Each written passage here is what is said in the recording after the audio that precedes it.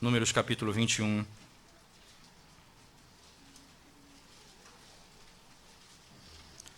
Verso de 1 ao verso 9.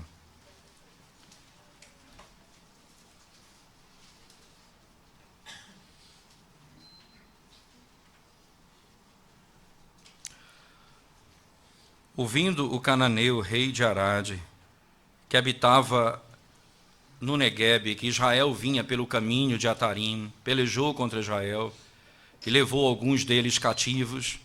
Então Israel fez voto ao Senhor, dizendo: se de fato entregares este povo nas minhas mãos, destruirei totalmente as suas cidades.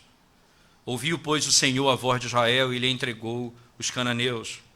Os israelitas os destruíram totalmente, a eles e às suas cidades, e aquele lugar se chamou Horma. Então partiram do monte Hor, pelo caminho do Mar Vermelho, a rodear a terra de Edom, porém o povo se tornou impaciente no caminho. E o povo falou contra Deus e contra Moisés: por que nos fizeste subir do Egito, para que morramos neste deserto, onde não há pão nem água? E a nossa alma tem fastio desse pão vil. Então o Senhor mandou entre o povo serpentes abrasadoras, que mordiam o povo, e morreram muitos do povo de Israel. Veio o povo a Moisés e disse: havemos pecado, porque temos falado contra o Senhor e contra ti. Ora ao Senhor que tire de nós as serpentes. Então Moisés orou pelo povo, e disse o Senhor a Moisés: faze uma serpente abrasadora, põe-na sobre uma haste, e será que todo o mordido que a mirar viverá. Fez Moisés uma serpente de bronze, e a pôs sobre uma haste. Sendo alguém mordido por alguma serpente, se olhava para a de bronze, sarava. Amém. Vamos à presença de Deus, irmãos, em oração mais uma vez.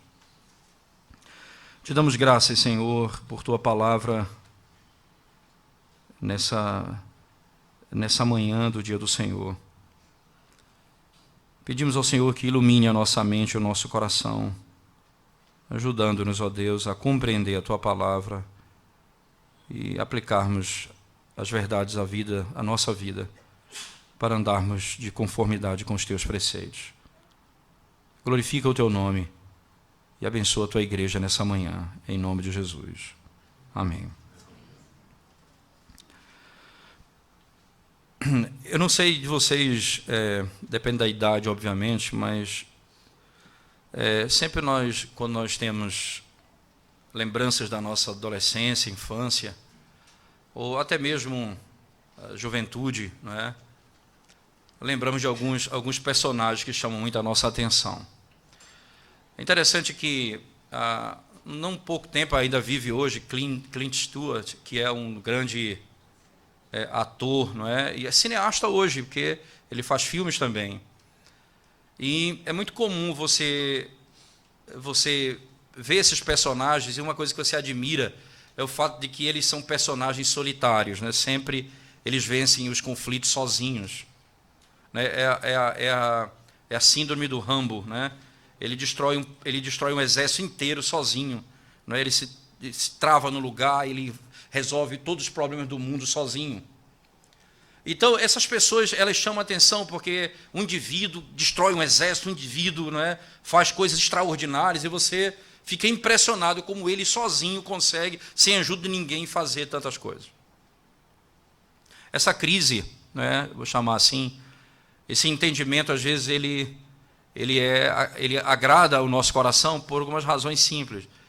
Porque muitas vezes também nós temos a ideia, ou pensamos, não é, que podemos resolver os nossos problemas sozinhos, ou mesmo destruir os nossos inimigos sozinhos, ou vencer os nossos pecados sozinhos, ou podemos andar em santidade sozinho, ou nós podemos ser uma pessoa que agrada a Deus sozinho.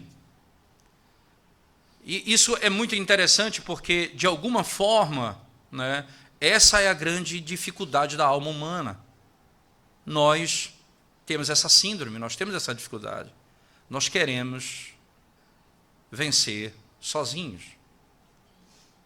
E não funciona. Se há uma coisa que a Escritura muito bem declara em todo canto, é que o autossuficiente, ele não entrará no reino dos céus, ele não poderá, por si mesmo, conquistar o reino de Deus. É que o indivíduo que depende de si mesmo, ou da sua força, ou da sua capacidade, ele não conquistará aquilo que o Senhor tem para ele. E isso é impossível para o homem. Por que isso é importante nesse momento do texto, da narrativa, irmãos? Porque o que nós temos aqui é uma virada interessante na história de Israel. Primeiro, porque lembra que 40 anos se passaram, eles estão aqui no último ano, eles estão às portas da terra prometida. E essa geração aqui já não é a geração que saiu do Egito. Então eles estão tendo um novo começo, um início, não é, que os seus pais tiveram. Eles estão tendo uma nova chance. E Deus então vai alertá-los, e entenda isso. Deus protege os filhos, Deus salva os filhos da destruição, mas os pais vão morrer no deserto. Então Deus está ensinando aos filhos que eles não vão entrar na terra prometida confiando em si mesmos. Que eles não vão conquistar a terra prometida baseado na sua própria força. E perceba que eles aprenderam isso no primeiro momento da narrativa. Veja, se você voltar comigo, no início do capítulo 1, do verso 1 do capítulo 21. Ouvindo o cananeio rei de Haddad, que habitava no Neguebe, que Israel vinha pelo caminho de Atarim. Perceba que não é, essa é uma declaração importante, porque os inimigos estão vendo Israel marchando, e eles dizem, olha, ele vai passar por esse caminho. Ele se levanta contra Israel e levou cativo alguns homens de Israel. Ele parte, e como Israel vai vencer essa batalha? Verso 2, então Israel fez voto ao Senhor, dizendo, você percebe, eles vão buscar o Senhor, eles vão ao Senhor, eles entendem aqui que eles não vão poder vencer os seus inimigos sem o Senhor.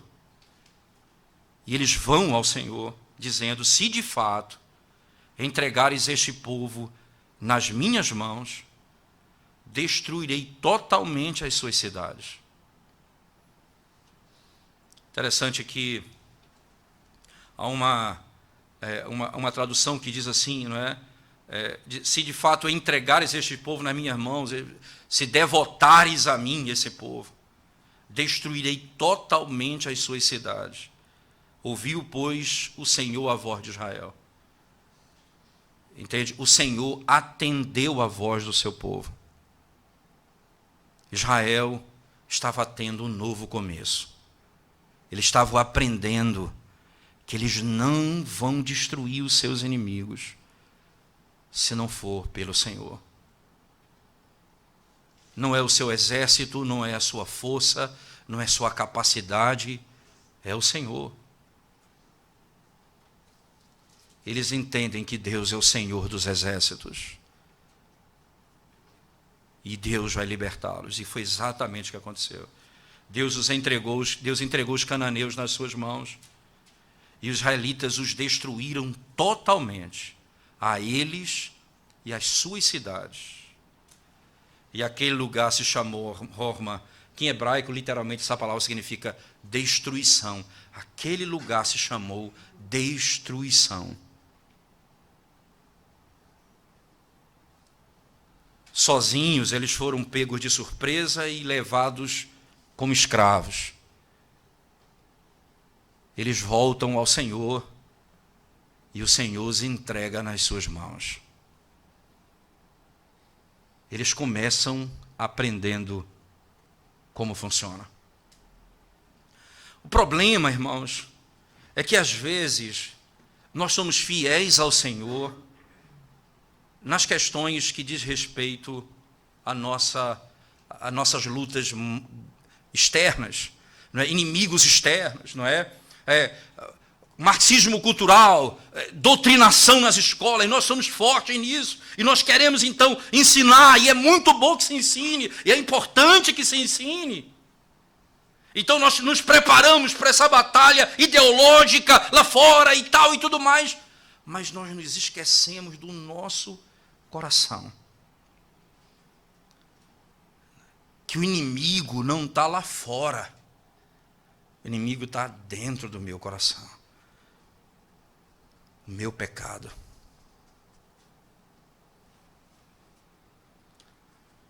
Rapidamente nós discernimos os inimigos,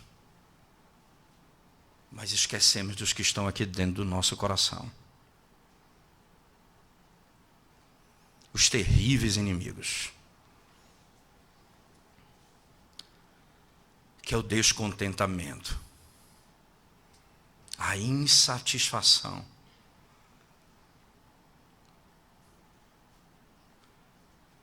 Interessante que Jeremiah Burroughs tem no Sermon Áudio, você digitar lá Jeremiah Burroughs procurando, e tem lá várias citações do livro dele em áudio.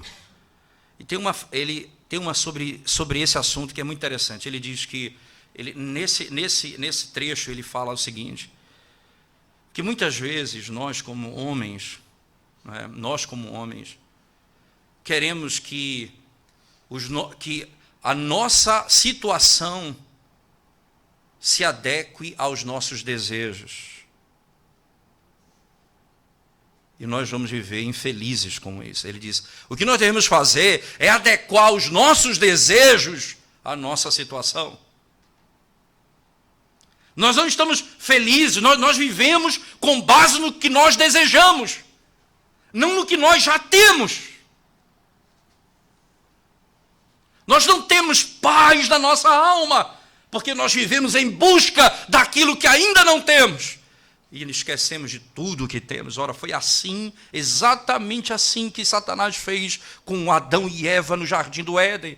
Ora, Deus disse, você pode comer de todas as árvores do jardim, exceto de uma. Satanás disse, é verdade que você não pode comer de nenhuma. Perceba que o grande foco é mostrar, esquecer de tudo o que temos e pensar só naquilo que não temos. E aí eu digo, Deus não é bom, Ele me retém coisa, Ele me retém isso, porque isso vai me fazer bem. Então você percebe que o pecado, ele entra exatamente aqui. Quando nós queremos aquilo que Ele não nos deu, e vivemos com base naquilo que desejamos, e por não termos o que desejamos, vivemos sem paz. Porque a nossa paz repousa naquilo que nós desejamos. Interessante, volte o texto comigo, por favor, no verso 4. Então partiram do Monte Hor pelo caminho do Mar Vermelho. Apesar de mudar a cena, os personagens, a narrativa caminha na mesma direção. A rodear a terra de Edom. Porém o povo se tornou impaciente no caminho. É interessante, veja, o povo se torna impaciente. Impaciente, irmãos.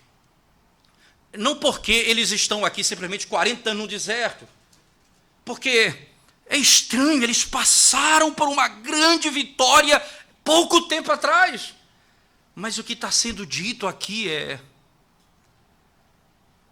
vocês não vão entrar, perceba que vocês são a mesma natureza dos seus pais. Vocês que vão entrar na terra, vocês têm o mesmo coração que os pais de vocês.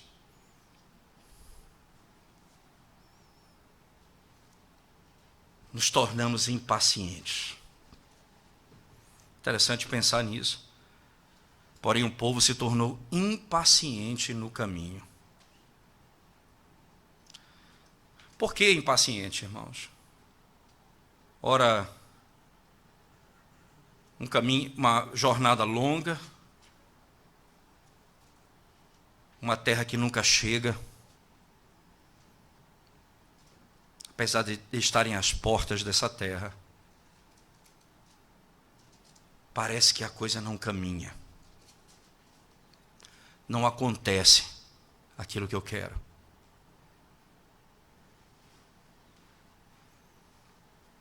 Porque se eu fosse Deus, é o que a impaciência diz. Porque se eu fosse Deus, eu já teria me dado aquilo que eu tanto desejo.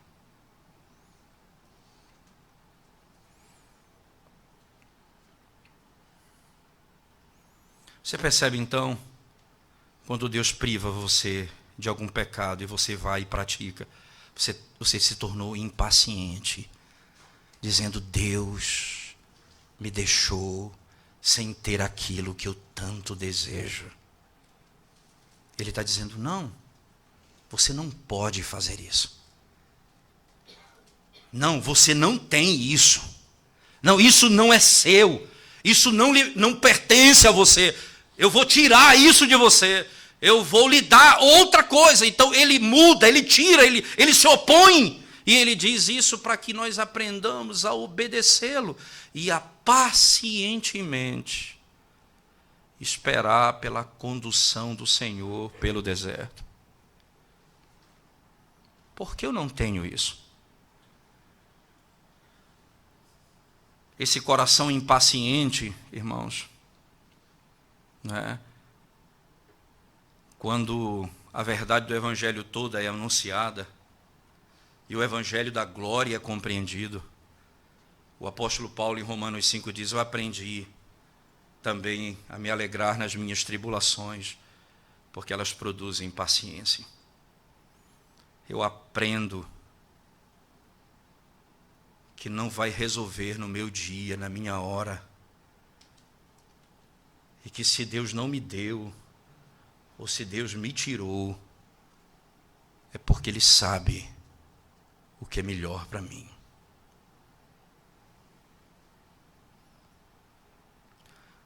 Cito uma frase citada por Ryan McGraw, que citou na página dele uma frase de John Owen, que diz assim: se nós tivéssemos a sabedoria de Deus, nós oraríamos para estarmos no lugar onde nós nos encontramos.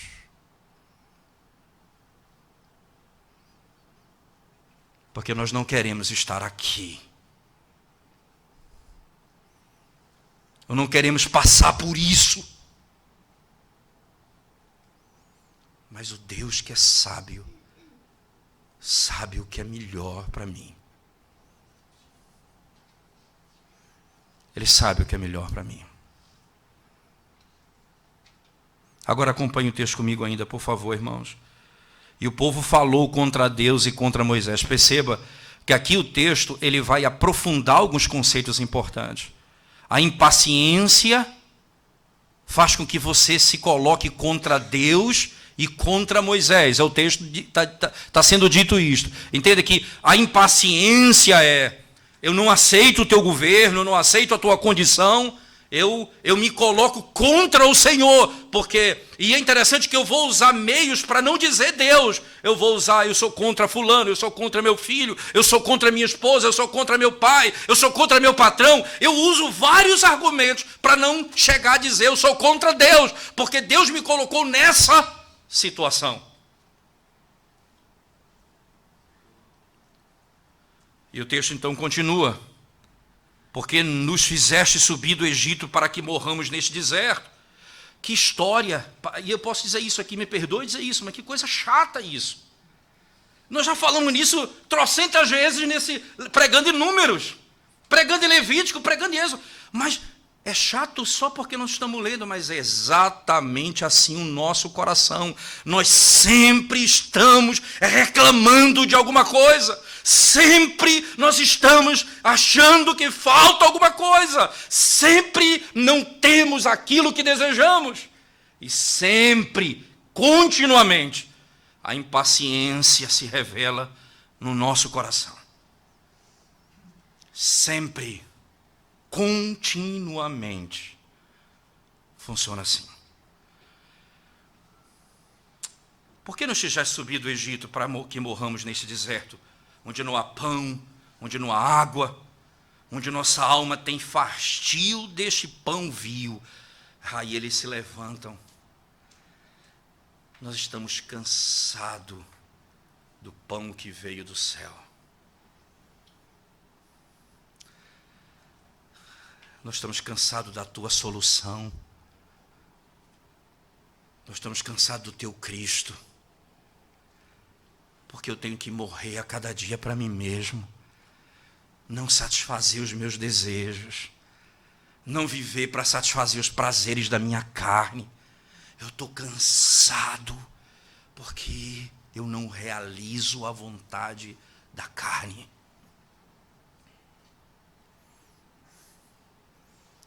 Eu me cansei da água. Eu me cansei do pão. E veja a linguagem desse pão vil.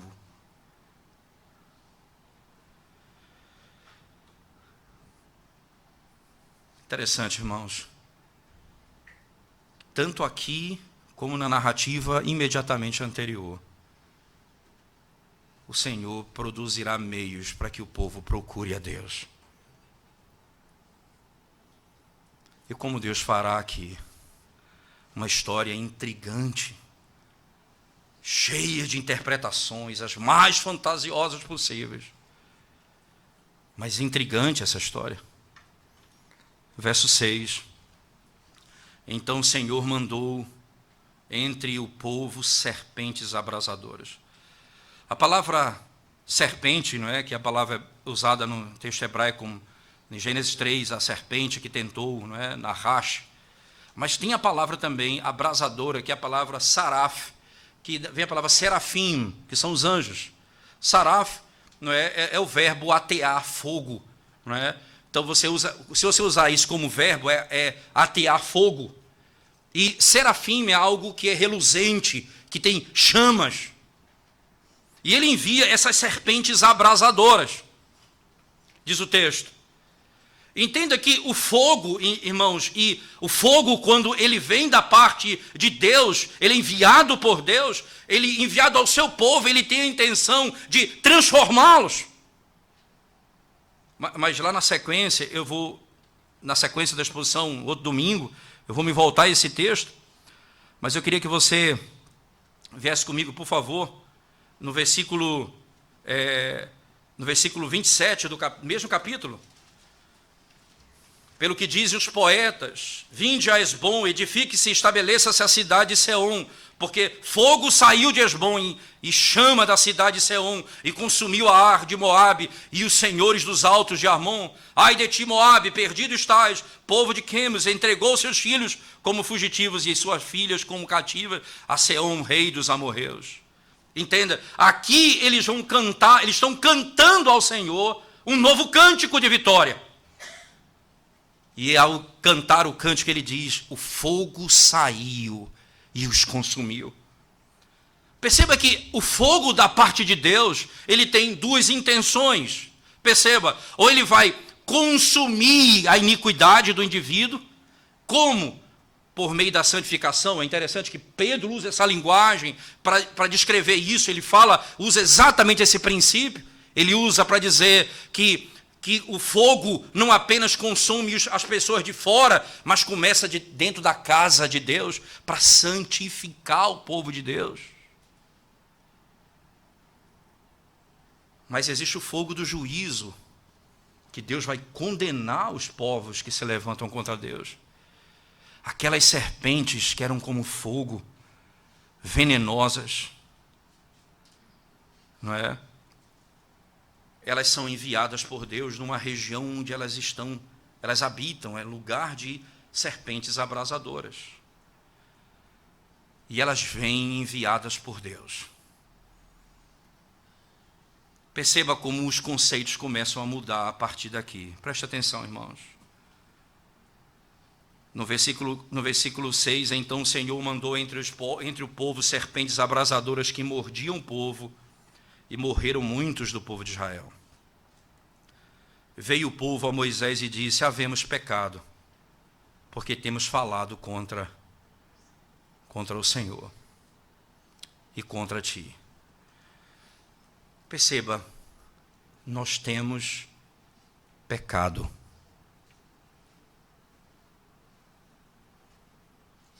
Nós pecamos.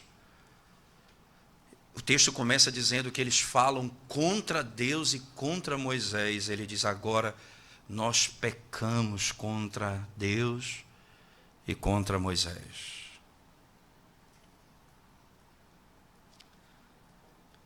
Nós temos pecado contra o Senhor. eles buscam a Deus. Na primeira sessão, os inimigos vêm e arrebatam, sequestrando parte do povo de Israel. Eles vão a Deus e Deus os liberta.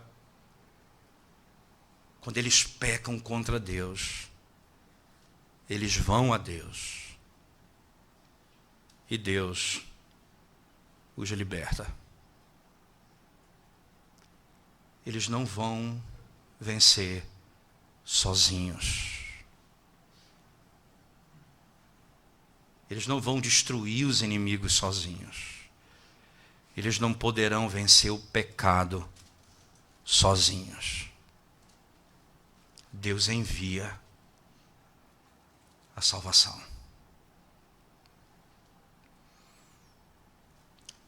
Ainda não há pleno entendimento do que está acontecendo aqui, a ponto deles pedirem alguma coisa que Deus não responde. Eles disseram: ora ao Senhor que tire de nós as serpentes. Não resolveria o problema deles. Não é só tirar as serpentes. Não é só tirar a aflição. Não é só tirar a consciência do pecado, não é só tirar a dor, não é só dar o que eu desejo, não é só isso que resolve o meu problema. Deus poderia simplesmente tirar as serpentes, mas Deus não tira as serpentes. As serpentes continuam picando eles, e eles então começam a morrer. E Deus então faz o seguinte: disse o Senhor a Moisés: faz uma serpente abrasadora de bronze, põe-na sobre uma haste, e será que todo mordido que a mirar viverá. Fez, pois, uma serpente de bronze e a pôs sobre uma haste. Fez uma serpente de bronze e a pôs sobre uma haste. Sendo alguém mordido por alguma serpente, se olhava para a de bronze, sarava. Se ele olhava, ele sarava. Eles eram obrigados a entender que eles precisavam olhar, crer. Por que aquela serpente ia curá-los? Qual a mágica? Eles creram na palavra de Deus.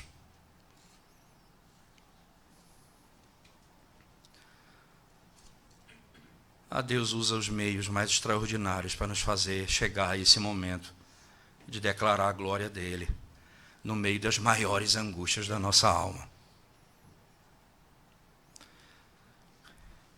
Se você vê um carpinteiro trabalhando, você se impressiona com isso. Ele pega 2 folhas de madeira finas, seja lá o que for, para fazer alguma parte de um móvel, e ele põe cola no meio. Então ele vai imprensar aquilo por algum tempo, até que sejam completamente unidas. O Senhor faz exatamente assim conosco. Para que isso se misture em nós, Ele nos prensa. Nos prensa até misturar e não poder mais separar.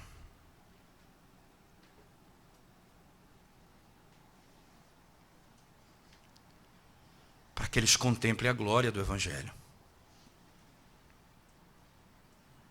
Para que eles contemplem a glória do Evangelho.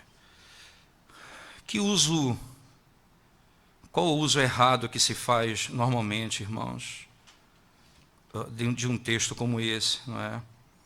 Porque é interessante pensarmos, porque muitas vezes, como dentro da nossa percepção de análise de um texto, alguém diz assim, vai perguntar: mas Deus mandou fazer uma serpente de bronze para quem olhar para ela fosse salvo? Será que Deus aqui está estabelecendo de alguma maneira a ideia de que o indivíduo pode fazer um ídolo, e fazer um ídolo ou fazer uma imagem e adorá-la, olhar para ela, pode ser algo aceitável por Deus.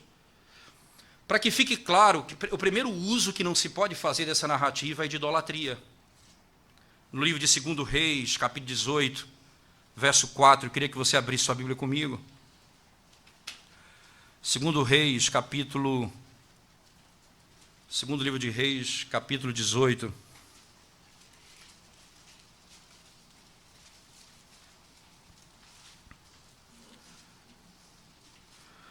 Segundo livro de Reis, capítulo 18, versículo 4, diz assim a palavra de Deus, irmãos.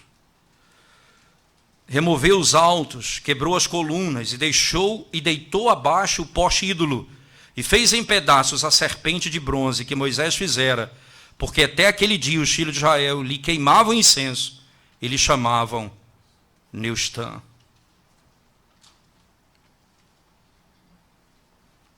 Veja o verso seguinte: confiou no Senhor Deus de Israel, de maneira que depois dele não houve seu semelhante entre todos os reis de Judá. Ele destruiu tudo aquilo que era usado para idolatria. Não era esse o fim da serpente. Não foi para isso que Deus fez, para servir de ídolo. Mas eles usavam de maneira como ídolo. Como que confiando, perceba, e exatamente isso, os meios que Deus utiliza, as pessoas querem se prostrar diante do meio que Deus utilizou para servir e adorar. E Deus ali está mostrando, eles praticavam idolatria e foram destruídos por isso. Então, o primeiro conceito, não é para esse fim que essa serpente é usada. Qual o fim? Não é? Para que é usado esse texto? Você vai ver lá no texto específico de João, texto que nós já expomos, mas eu vou voltar a ele à luz desse texto agora. João capítulo 3, por favor.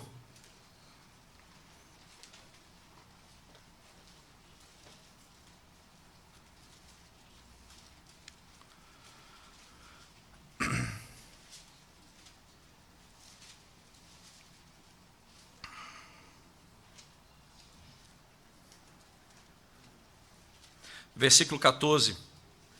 E do modo por que Moisés levantou a serpente no deserto, assim importa que o Filho do Homem seja levantado, para que todo que nele crê tenha a vida eterna.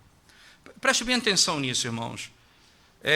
Muitas vezes a gente lê esse texto apenas, mas esquece que ele está dentro de um contexto, né? A citação também não é fora de contexto. O que Deus está fazendo ali é importante para entender o que está acontecendo aqui nesse texto. Deus está ensinando a uma geração nova que não é porque eles são filhos de Israel, os judeus, que eles têm a salvação. Não é porque eles têm uma tradição, eles estão salvos. Não é porque eles pertencem a uma linhagem, que eles vão entrar na terra prometida. Eles têm de crer no Senhor, eles têm de confiar nele. E é isso que o Senhor está ensinando. Perceba que a narrativa, na realidade, começa no verso 1 do capítulo 3, que é a narrativa de Nicodemos. Perceba que Deus está falando isso, Cristo está falando isso para Nicodemos. Veja, acompanhe comigo. Havia entre os fariseus um homem chamado Nicodemos, um dos principais dos judeus. Este de noite foi ter com Jesus e lhe disse: Rabi, sabemos que é mestre, vindo da parte de Deus. Porque ninguém pode fazer esses sinais que tu fazes, se Deus não estiver com ele. A isto respondeu Jesus: em verdade te digo que se alguém não nascer de novo, não pode ver o reino de Deus. Você percebe? Aqui ele está dizendo, Nicodemos chega como um fariseu, conhecedor da lei, intérprete da lei, dizendo, eu entendi o que o senhor está fazendo. Jesus está falando, você foi picado pela serpente. Você está morto. Se você não nascer de novo, você não tem a vida eterna. Não há tradição nenhuma que lhe impeça de receber a condenação, se você não se arrepender dos seus pecados. Aí vem a narrativa, continue. Perguntou-lhe Nicodemos, como pode um homem nascer sendo velho? Pode, porventura, voltar ao ventre materno e nascer segunda vez? Percebe que ele aqui não tinha entendido. É interessante, voltando para o texto de Números, lá o verbo é esse exatamente. Porque aquele que olhar vai viver.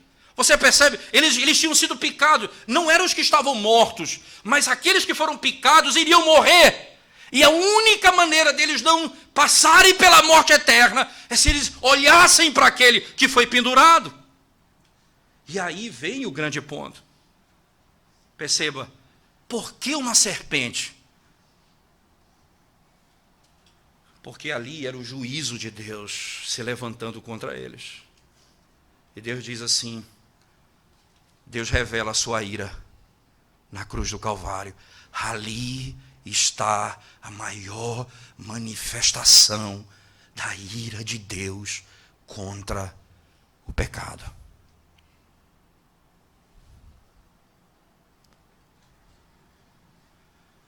Como nós poderemos viver?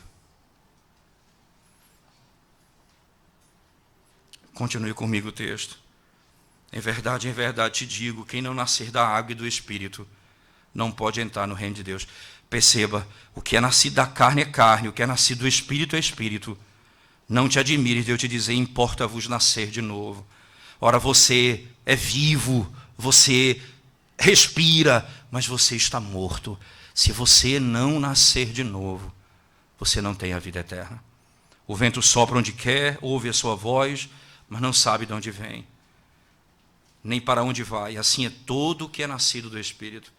Perceba que ele está dizendo, Nicodemos, não é a tua genealogia que te salva.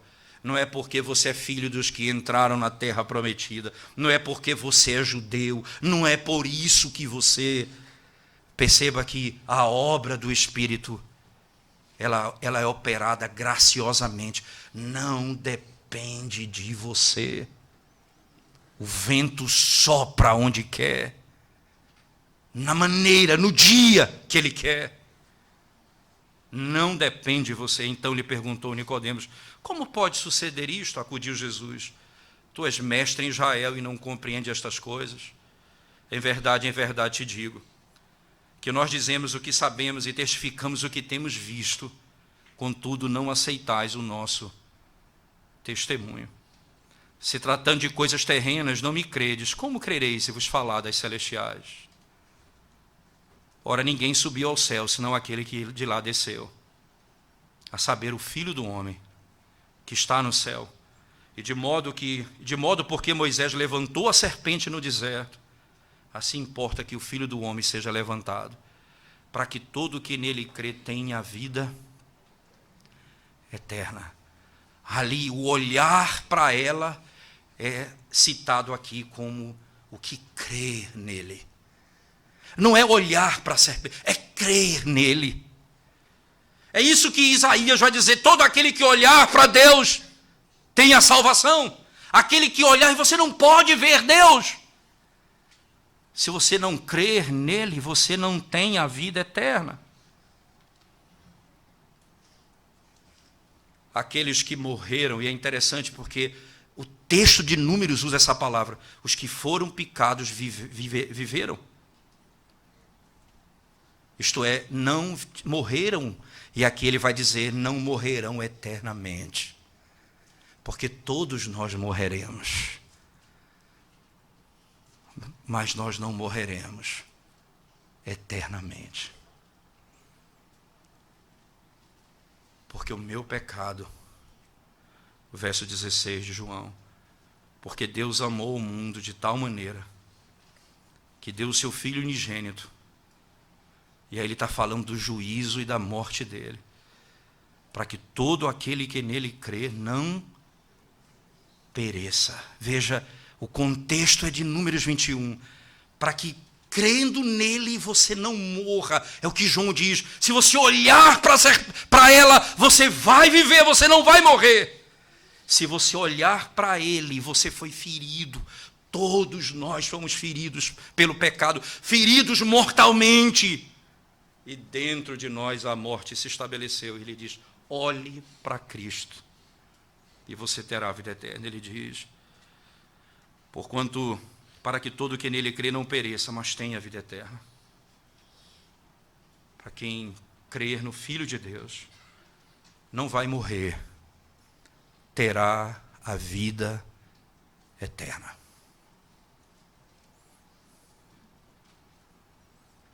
Para que Deus conduziu Israel até aqui, irmãos? Para que foi que Deus conduziu Israel até aqui? Lá em Números, para apontar que eles necessitam da graça e da misericórdia de Deus, para apontar para a verdade do Salvador.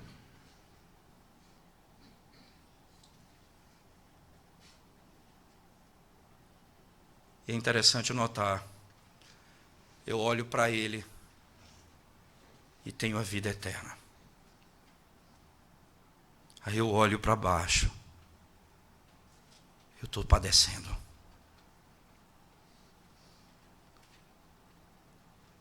Então eu sou chamado a olhar para cima. Porque a minha esperança não está no meu corpo que se desvanece, mas está naquele que foi pendurado no madeiro, levando sobre si toda a minha iniquidade.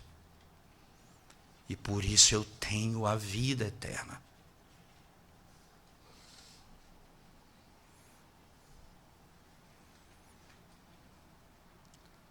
Por que exatamente, irmãos, o Senhor nos ensina isso? Se você voltar comigo lá para a primeira carta de Paulo aos Coríntios, por favor, eu queria que você abrisse comigo. Capítulo 10.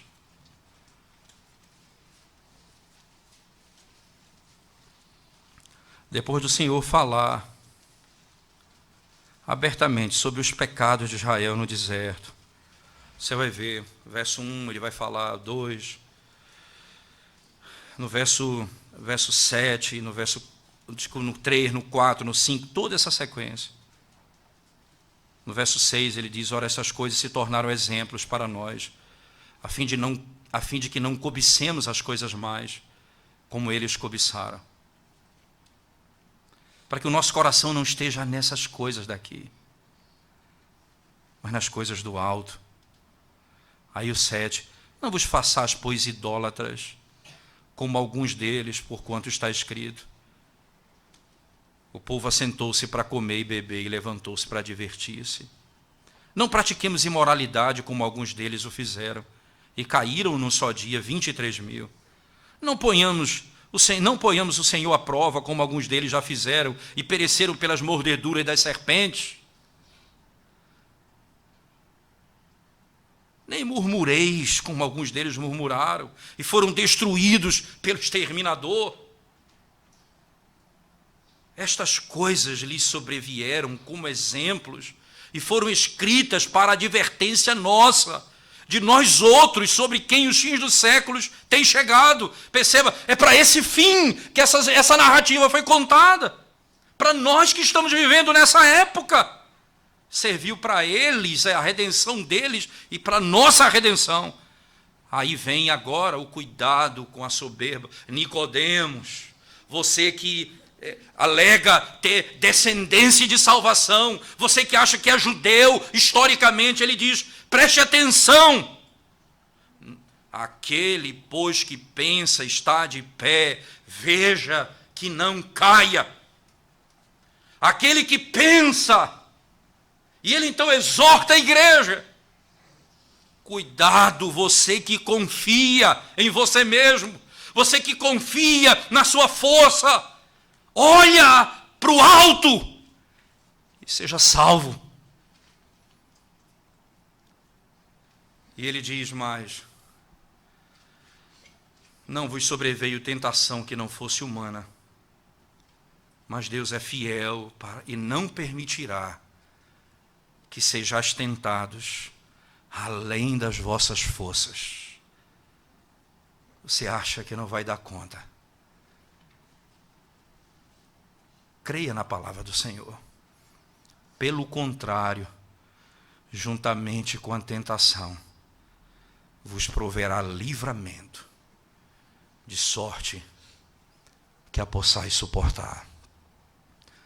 Não murmureis Não ponham o Senhor à prova.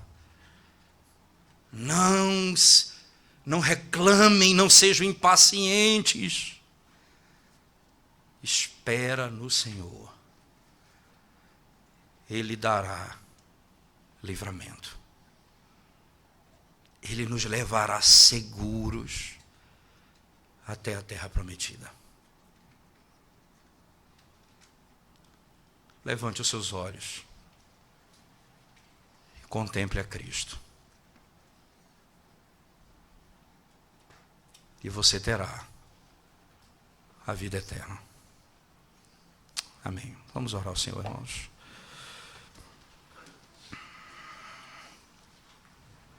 Nós te damos graças, Senhor,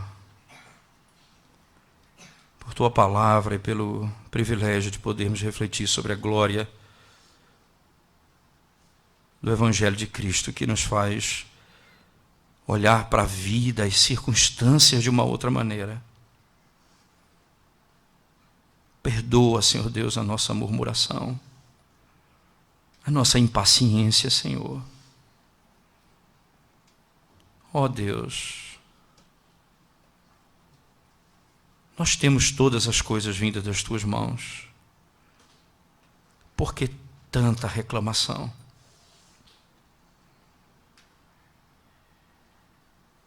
Nós temos a vida eterna. O que mais nós precisamos nessa vida? Abençoa o teu povo. Anima a tua igreja, Senhor. Conforta os nossos irmãos que estão lutando contra as suas fraquezas. E que nessa manhã eles sejam encorajados pelo teu Espírito a olhar para o alto.